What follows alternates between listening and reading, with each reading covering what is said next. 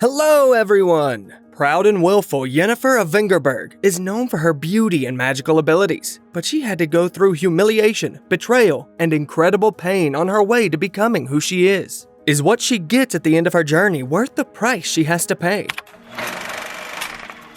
A young couple is making out behind a barn. When they go inside, they see their peer, a good-natured, hunchbacked girl with violet eyes. They immediately start mocking the poor girl. She meekly endures the insults and squeezes her eyes shut. When she opens her eyes again, she finds herself surrounded by vaults of stone with rows of skulls and bones. A handsome young man notices her. The girl is taken aback when he tells her an astonishing fact. It was her magic that brought her here, into Orlara in Aretuza, as she somehow conjured up a portal. However, he adds that some mysterious woman that he simply refers to as she will now be looking for. The man takes a bite out of the flower and opens a new portal that would bring her home. The girl learns his name, Istrid, and rushes into the portal without telling her own. When the girl comes back home, she faces more humiliation from her father when a wagon suddenly arrives at their house. A well-dressed lady asks the man about the price of the pig, but instead of paying 10 marks, she only gives him 4, and not for the animal, but for his stepdaughter instead. After striking a deal,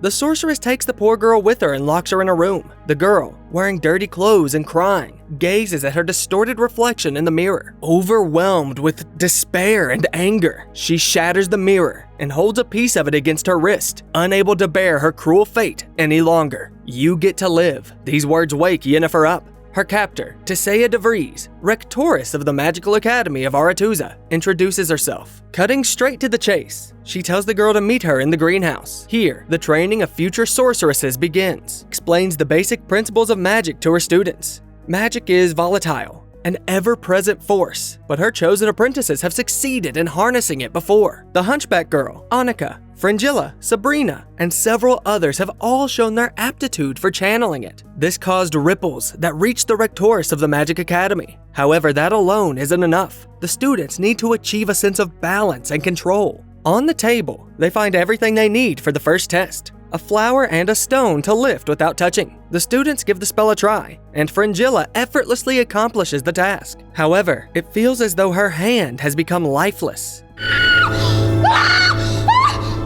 The rectoress uses this as an example of balance. In their mystical art, you get something by giving something. To cast the spell, one needs to harness the energy of the flower. However, the hunchback girl fails despite her best efforts. She even imitates Istrid's action of consuming the petals, which catches Tisea's attention. She subtly suggests that the aspiring sorceress shouldn't feel sorry for the plant. In response, the girl silently leaves the classroom. When she walks the stone hall of the academy tower, she meets the young mage there again. As if continuing their first talk, she tells him her name. That's the first time we hear it as well. Classes at the academy continue. Sitting opposite each other, the girls try to delve into their opponent's thoughts and discover their deepest fears. However, Yennefer lacks confidence in her own abilities, despite her friend's support. After sitting there until dark, she just gives a random guess. Tisea reprimands her for telling lies and failure to harness magic, and then she voices Yennefer's deepest fear. Even if she were beautiful, no one would love her.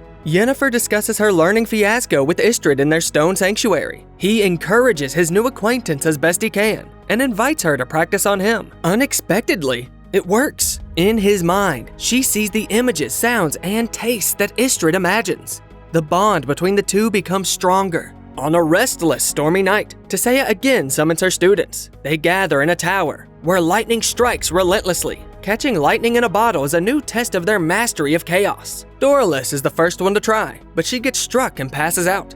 The bottle in Annika's hands explodes when she almost captured the lightning. Yennefer absorbs the discharge with her body, and then receives another dose of humiliation on top of it. And when Sabrina predictably nails the task, Yennefer can no longer contain her anger. An electric current flies back out of her hand, right into the rectoress.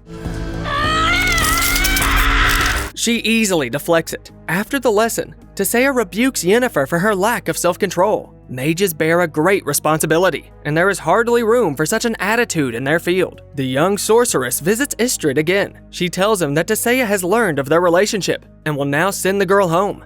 After a heartfelt conversation, the mage reveals to her the secrets of his research. This tower, Tol Lara, has an elvish name for a reason, for elves built the entire fortress of Aretuza long before the merging of their realm with the worlds of humans and monsters, and afterwards they taught humanity the art of magic. But in return for their kindness, elves were brutally slaughtered and faced persecution. The mage gives Yennefer the flower from their first meeting. The legend says it only grows where elder blood was spilled. Just by tasting one petal, Yennefer easily opens the portal with a spell. She has to share a secret in return. Her real father was a half-elf and died during the Great Cleansing. The girl's physical features, magic, and the unfair treatment were inherited with this blood. Following the surprising revelations, they share a passionate kiss, sparking a secret romantic relationship. She shows the flower to Tissaia later, as the Rectoress wanted to make sure the girl was capable of controlling herself. But Istredd was also acting on someone else's orders. He reports what he learned about Yennefer to the head of Bernard, the male academy of magic. Sometime later, Yennefer hears the Rectoress summoning the other girls. Using the flower, she transports into a rocky grotto with glowing waters. In front of her eyes, one by one, Tissaia turns the girls into eels. Turns out, this is what awaits the students who can't master the chaos. They are placed in this pool to supply the academy with magical energy.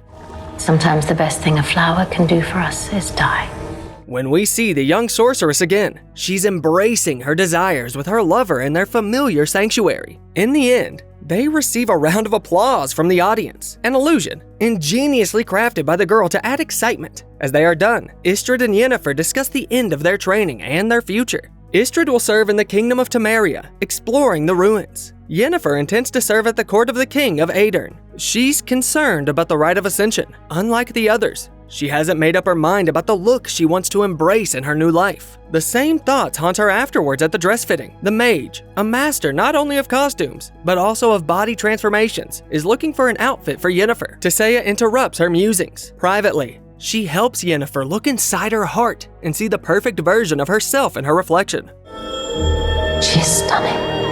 While admiring the dress, Yennefer learns that her outfit was changed, as well as her assignment. The Council of Wizards has determined that due to Yennefer's elven origin, she would be better off living in Nilfgaard as her home country. Where she was supposed to serve initially wouldn't benefit from her presence. This decision stems from the fact that their trading partner, Cintra, holds a strong prejudice towards the elves. For Yennefer, it's just another blow to her ego. Tissaia fails to paint it as her own decision, or sugarcoat the reason behind Yennefer's reassignment. However, the Rectoress hints that she wasn't the one who revealed the secret of Yennefer's origin to the council. Yennefer doesn't show up for the Brotherhood of Sorcerers ceremony. Istredd finds her in the tower and discovers she knows he betrayed her secret. She hopes to convince the council to change their mind with the help of her father. Istredd claims it's pointless, but since he's the one who caused all this, Yennefer doesn't want to listen to anything he has to say. However, he's aware of her spying on him as well. He's going to join the research group, and he asks his beloved to come along, but she just scoffs at this dream never destined to come true. After the quarrel, the enchantress goes to the Master of Initiation, while the hall is hosting a ball of mages and kings. She's ready to undergo the transformation, even if it means enduring immense pain. The sorcerer agrees. I need time to prepare the herbs.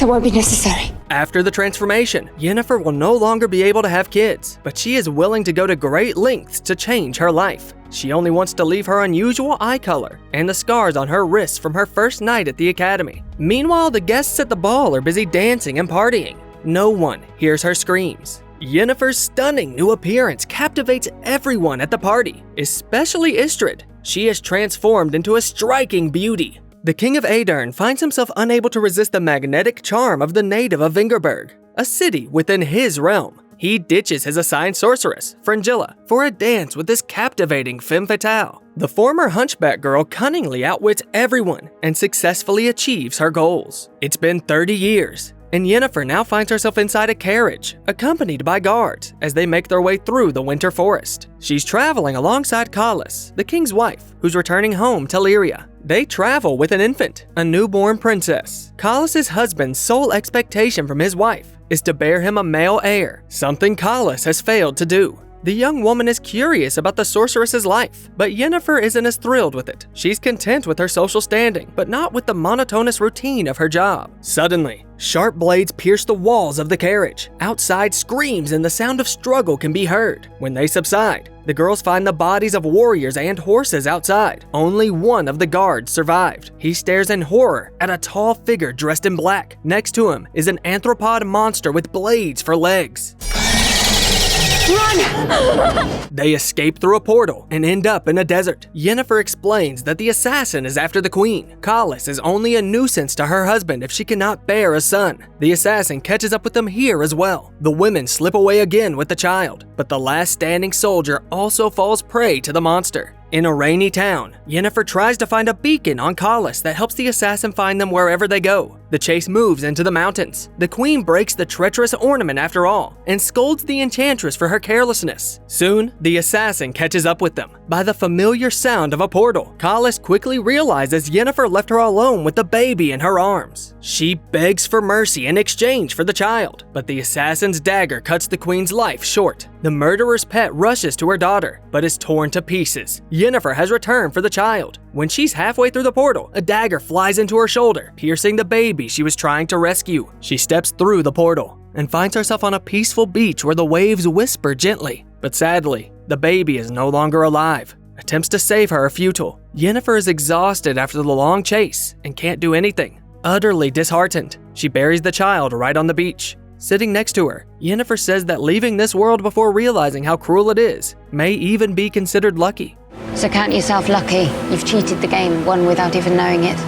Yennefer left the court after this incident. She has moved to another kingdom and intends to regain her fertility. To do so, she purchases potions from a magical apothecary, but prices are going up, and without the support of the Brotherhood, she doesn't have enough. Following the advice of an experienced colleague, she sets out to a small town to earn some money using her skills illegally. Yennefer rents a room and gets down to business. Soon, she has quite a few customers. But one day, instead of a new client, the guards and the mayor of the settlement show up. The mayor demands payment of the spell tax. Yennefer refuses and extends her hands, gesturing for handcuffs while sporting a smile. From her magical shop, Yennefer moves to a luxurious mansion. There, she gets a visit from Tisea. It is their first meeting since graduation, but the occasion is not a happy one. Yennefer's behavior not only worries the Rectoress, but it also attracts the attention of the Brotherhood, and that is dangerous. The search for a cure for infertility is pointless and not worth it. Tisea asks her rebellious former student to get back to the academy and work together, but she declines the invitation. She has other things to do. Yennefer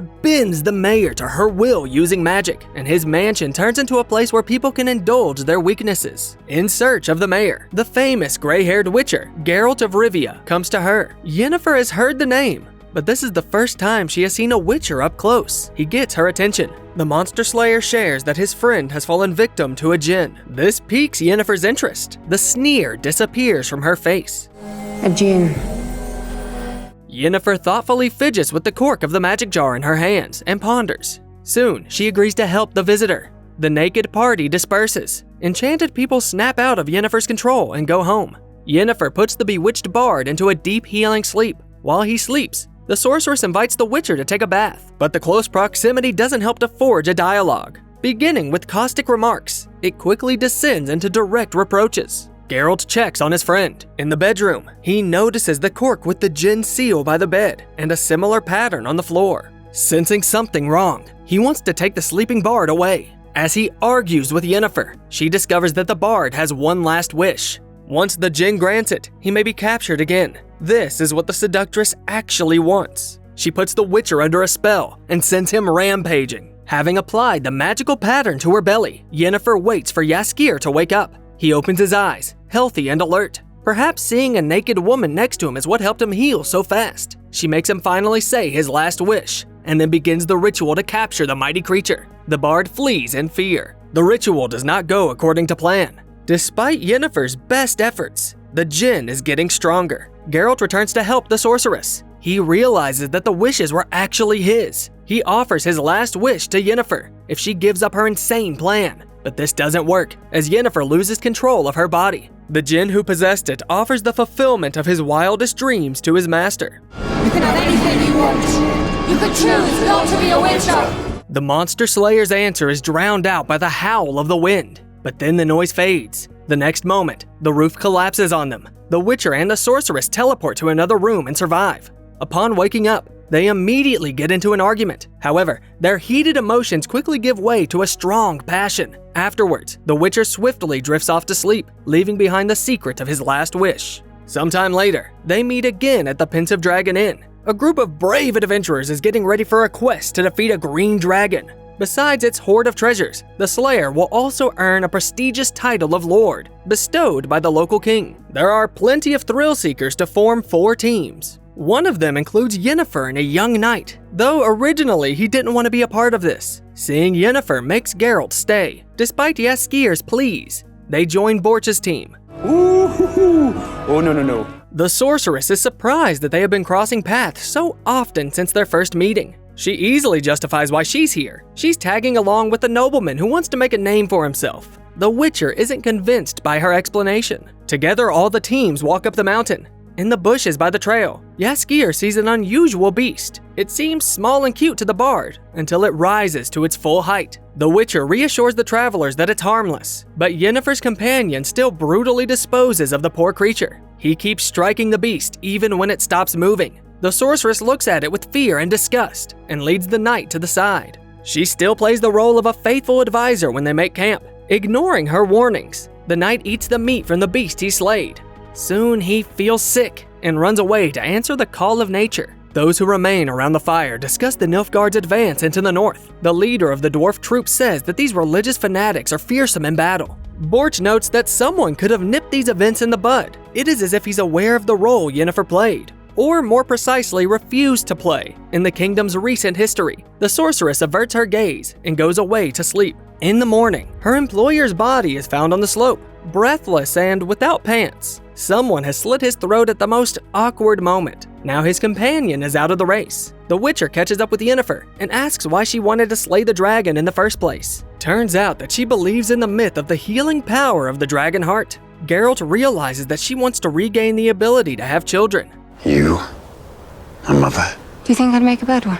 He tries to talk her out of it because her way of life is not suitable for raising kids. In the heat of their argument, the Witcher mentions the child he's bound to by destiny. His speech now seems hypocritical to the sorceress who lacks the gift of motherhood. The monster slayer then surrenders. He asks her to join Borch and the dwarf team. They know a short way. The short way turns out to be a narrow plank path over a scary precipice. However, there is no other way to get to the dragon before other teams. Without reaching the other side, Borch plummets down. Geralt tries to save him, but the old man sacrifices himself for the others, and the female warriors who accompanied him follow him into the abyss. At a new camping site, the Witcher goes to the sorceress's tent. Inside, it turns out to be a spacious dwelling with all the comforts. In private, they recall their previous meetings and partings, talk about their feelings, and make love. Contrary to the habit he claimed to have, Geralt still lies next to Yennefer in bed in the morning. When they are ready to head out again, Geralt suggests that Yennefer return to the inn, but she still intends to kill the dragon.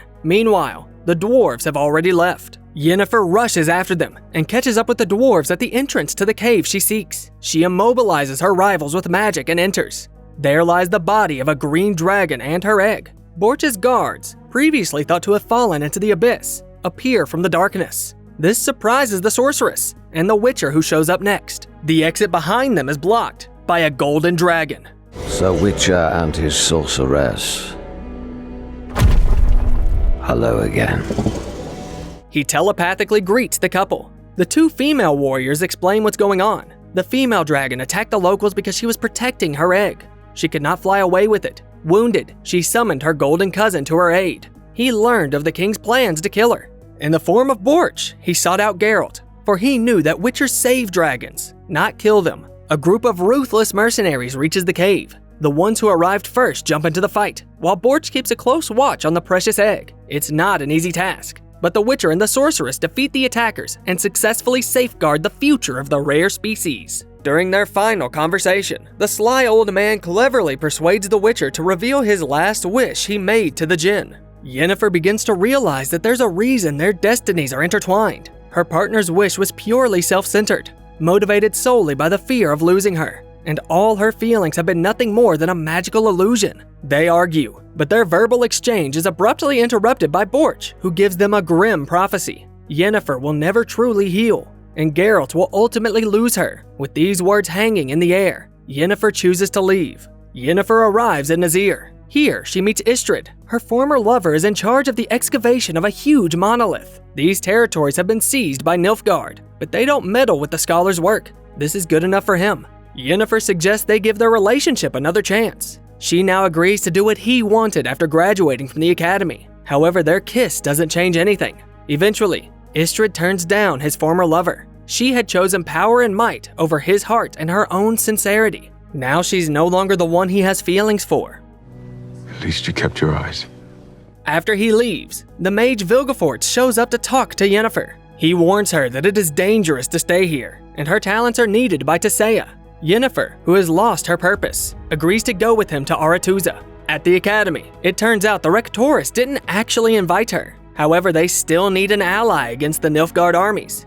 Yennefer feels hurt by the deception and decides to wander around the familiar hallways. When she comes across the new students, she manages to convince them power and beauty come at a high price. Many won't even make it out of these walls. The young girls are deeply disturbed by the story about the eels in the pool. From her friend Triss, Yennefer learns of Nilfgaard's attack on Cintra. The mages of the north gather urgently to discuss what to do. The half-elf's daughter joins them. The mages are divided. Some do not want to fight for Cintra, the kingdom which has always been standing on the sidelines. Others are convinced that the war will not end with Cintra's defeat. Tissaia, Vilgefortz, and the rest of those who propose to take action want to call on the armies of the northern kings to rally against the invaders. Fringilla suddenly interrupts the discussion. She assures everyone that only Cintra is the goal of the invasion. She asks the others to stay out of the conflict. Tissaia retorts that the threat is not purely political. The wizards of the southern aggressor have violated the very principles and foundations of the Brotherhood. Yet most wizards decide to stay neutral. But those who want to fight back stand firm. Yennefer agrees to join them. Please. Have you ever used that word before? A total of about 60 mages have gathered to fight. They set out for Soden Hill. There's a road to the north here, through which the enemy army is moving. The mages occupy an old elven stronghold on a hill. Preparations for battle begin. The people of the surrounding lands have also come to help. Their goal is to hold out for at least 2 days until the forces of the northern kings arrive. Yennefer spends the evening in intimate conversations with her friends and former mentor. This is the calm before the storm. Awakening in the night, Yennefer looks up at the sky and sees a ball of fire flying straight at the sleeping mages. The sorceress manages to deflect the fireball. The next projectiles also smash into the magical barrier. The element of surprise is lost, and there are no more attacks in the fortress until morning. At dawn, it turns out that half of the defenders have fled. Those who remain can see a suspicious fog enveloping the forest. This means that the battle is just beginning. The besiegers have moved on to a frontal attack. From the top of the tower, Yennefer sees the entire battlefield. Using telepathy, she coordinates the actions of her fellow sorceresses. All sorts of magic are employed, from poisonous mushrooms to enchanted arrows. They stop the advance of the soldiers. The Nilfgaard commander sends a unit to the flank. When the soldiers leave, the commander is attacked by Vilgefortz. But a sudden attempt to kill the commander turns into a tough fight. The sorcerer quickly loses his strength. Eventually, the enemy kicks him down the hill. The defenders suffer casualties on all fronts. The attackers penetrate the fortress. The mages, whom Yennefer has known for decades, perish right before her eyes. The defenses are breached, and Tissaia goes to negotiate with Fringilla, but she falls into a trap. Meanwhile, the forces of the besieged are rapidly dwindling.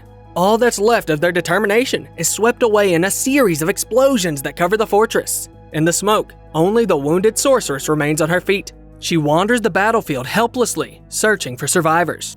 We can't give up. We can still fight.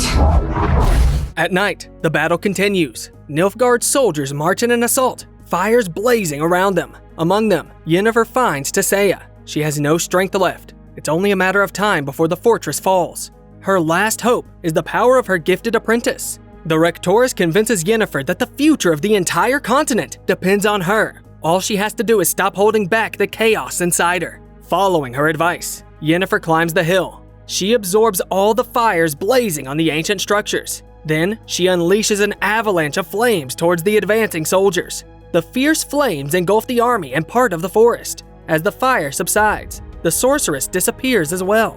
The armies of the kings of the north appear on the horizon. Their arrival brings victory. The sorcerers have managed to defend the key position, all thanks to an impressive act by the girl with the hunchback, who turned into the most beautiful and formidable sorceress. What do you think of the Netflix take on the adventures of the sorceress? The differences between various adaptations of The Witcher are countless. The author of the book series, Andrzej Sapkowski, wasn't exactly thrilled with the series. Tell us in the comments. Besides the original version from the book, which portrayal of Yennefer from Vingerberg do you prefer the most? The one in the games or the one in the series? Or maybe even the one from the old movie? Don't forget to hit the like button and subscribe to the channel to see even more cool recaps.